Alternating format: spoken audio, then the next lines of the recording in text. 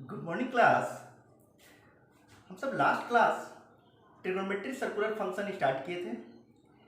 Trigonometric circular function को में एक नया हम लोग ट्रिगोनोमेट्रिक रेशियो देखें, साइन कॉस टैन का। तो नया ट्रिगोनोमेट्रिक रेशियो हम लोग क्या देखे थे कि sine theta is equal to projection of y axis by radius of circle. Cos theta is equal to मैंने नया ट्रिगोनोमेट्रिक रेशियो देखा कि projection of x axis by radius of circle. And tan theta is equal to मैंने क्या देखा, projection of y axis by projection of x axis. तो sine का ही रेसिप्रोकल आपके पास कॉसेक हो जाएगा और कॉस का जो रेसिप्रोकल सेक हो जाएगा और tan का जो रेसिप्रोकल कॉट हो जाएगा, जो कि मैंने लास्ट प्रीवियस क्लास में मैंने बात किया था। मैंने ये भी बात किया था उस पर कि जो आपके पास क्लास 10 प्रीवियस ईयर का जो कॉन्सेप्ट है, लास्ट क्लास 10 का जो आप क्लास 11 में आए हैं, वो बिल्कुल कॉन्सेप्ट क्लियर और सही है। उसमें कहीं कोई गलत या कोई रॉन्ग नहीं बोला जा रहा है। उसी को हम आगे बढ़ाना चाहते हैं, उसी के थ्रू हम आगे बढ़ना चाहते हैं, उसी से हम आगे चलना चाह रहे हैं। बस यही मेरा कहना है कि जो हम सीख के आए हैं उससे आगे बढ़ने का बात कर रहे हैं। और दूसरा बात मैं क्या बोल रहा हूँ कि ये क्यों हो रहा है उसको मैं समझाने की कोशिश कर रहा हूँ, क्योंकि क्वेश्चन तो बनेगा ही बनेगा आपसे, बस आपका नॉलेज को बढ़ाना है।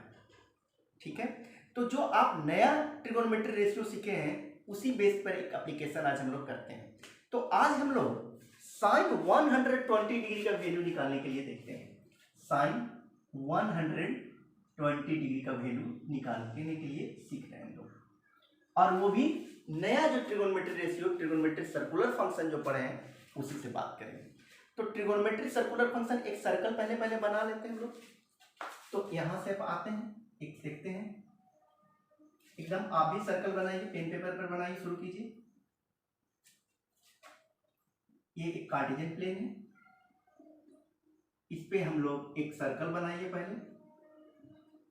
ये मेरे पास सर्कल बन के रेडी हो गया। ठीक है, इस सर्कल का मैंने सेंटर ओ ले लिया। लास्ट क्लास में मैंने ये भी बताया था कि जो बुक वगैरह में जनरली बुक जो दिया हुआ है वो सर्कल यूनिट सर्किल का बात करता है, तो मैं यूनिट सर्किल के बात ना करके एनी रेडियस पर बात कर रहा हूं। तो इसका जो रेडियस है ओ से ए का यहाँ का ए पॉइंट दे दिया, जो ए दे दिया।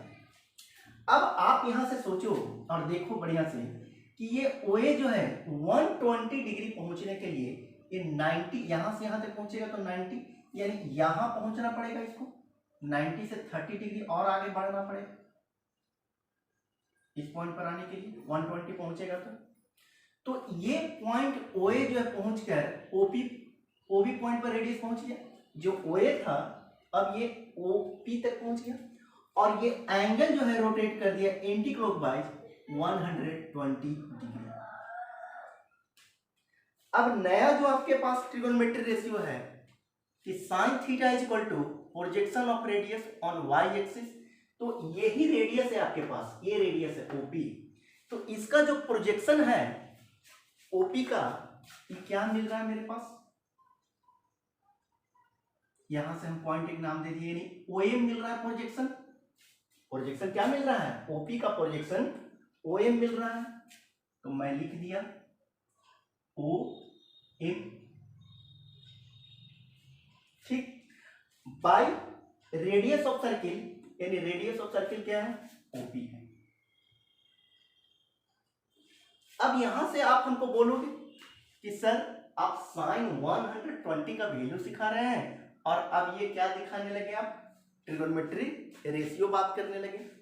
तो जो मेरे पास पीछे का कंसेप्ट जो प्रीवियस ईयर का है उसी का यूज करेंगे अभी। आप जरा सा पेशेंस रखिए, देखिए कि ये जो आप यहां देखेंगे POM, ये जो छोटा सा एंगल जो दिख रहा है, ये एंगल यहां से यहां तक कितना है, 30 डिग्री है। ठीक, अब ये 30 डिग्री है कि इसी मेजरमेंट का 30 डिग्री का एक एंगल कंस्ट्रक्ट कर लीजिए आप। तो ये जो 30 डिग्री होगा वो कहां होगा, फर्स्ट क्वाड्रेंट में होगा। ये 30 डिग्री कहां बनाएंगे आप, यही बनेगा। ये पॉइंट का नाम दे दिए हम Q, और ये जो एंगल बना यहां से यहां तक ये क्या बन गया, 30 डिग्री बन गया। ठीक, अब यहां से आप एक परपेंडिकुलर लाइन ड्रॉ कर दीजिए, किससे, क्यू पॉइंट से। क्यू पॉइंट से एक परपेंडिकुलर लाइन ड्रॉ कर लिए हम एन पॉइंट। अब आप गौर से देखिए, ध्यान से देखिए कि triangle POM and triangle QON, ये दोनों ट्रायंगल में कुछ मिल रहा है आपके पीछे का नॉलेज से, जो आपने सीख के आए हैं उससे कुछ आपके पास दिख रहा है। तो ये ट्रायंगल में देखेंगे, इन ट्रायंगल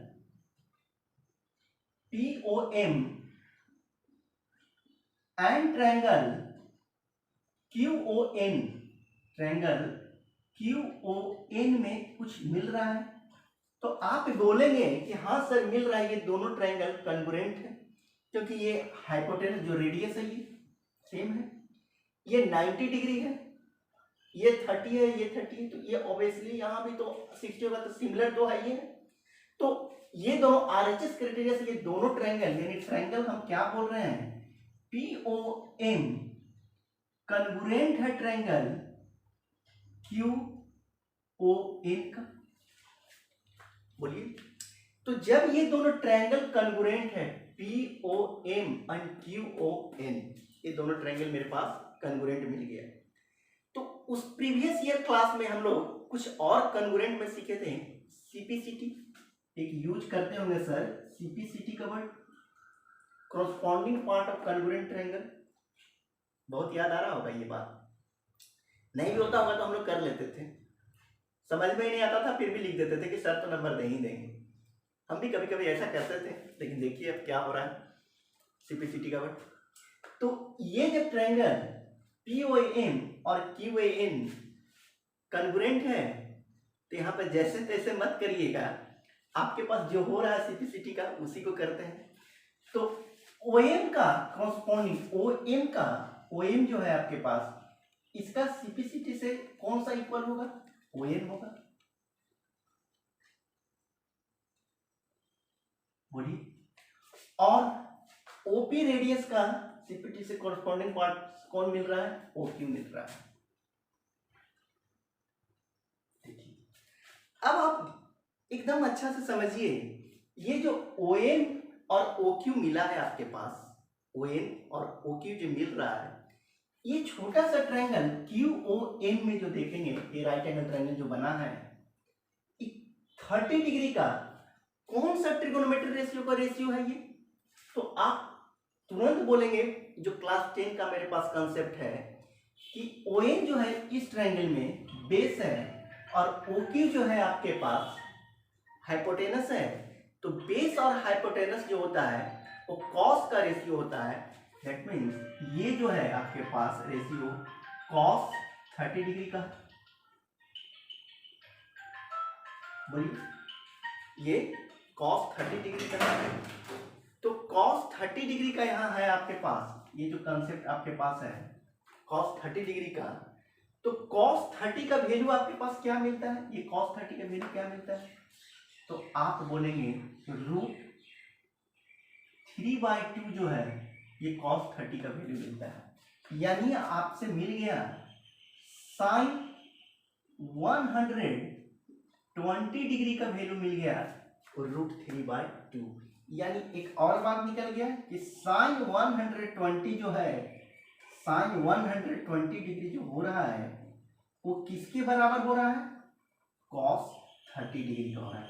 यही आप एलाइड एंगल में देख रहे होंगे, अगर जो जानते होंगे कि sin 90 + थीटा = cos थीटा जो यूज कर रहे हैं, इसी के थ्रू आप करते हैं। बात समझ में आया मेरा? तो मैं बार बार इसी चीज को समझा रहा हूं कि सिर्फ क्वेश्चन बनाने तक मत सीमित रहिए, नॉलेज को बढ़ाइए, अपना कॉन्सेप्ट ठीक कीजिए और क्यों हो रहा है उस चीज को समझने की कोशिश कीजिए। बात समझ में आया? और